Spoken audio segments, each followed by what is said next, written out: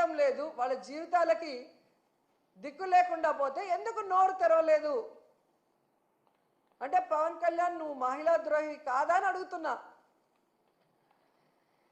ఈరోజు మీ ఎమ్మెల్యేలు, మీ పార్టీలో ఉన్న నాయకులు ఏ విధంగా ఆడపిల్లల్ని వేధింపులకు గురి చేసి ఆడపిల్లల్ని మీ అధికారంతో భయపెట్టుకొని లోబర్చుకొని వాళ్ళని మోసం చేస్తుంటే అలాంటి వాళ్ళని పార్టీ నుంచి సస్పెండ్ చేయకుండా ఆ మోసపోయిన మహిళల్ని ఈరోజు బ్లాక్మెయిల్ చేసి సెటిల్మెంట్లు చేసి వాళ్ళతోనే మీరు ఏమి జరిగినట్టు మాట్లాడిస్తున్నారంటే ఈ రాష్ట్రంలో ఉన్న మహిళలు పిచ్చోళ్ళు కాదు, అందరూ గమనిస్తున్నారు.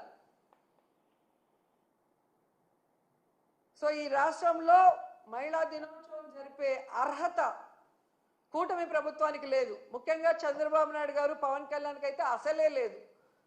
కేవలం పబ్లిసిటీ కోసం, మహిళా సాధికారత కోసం మేము ఏదో కృషి చేశామని డబ్బాలు కొట్టుకుంటే ఎవరు కూడా నమ్మే పరిస్థితిలో లేరు.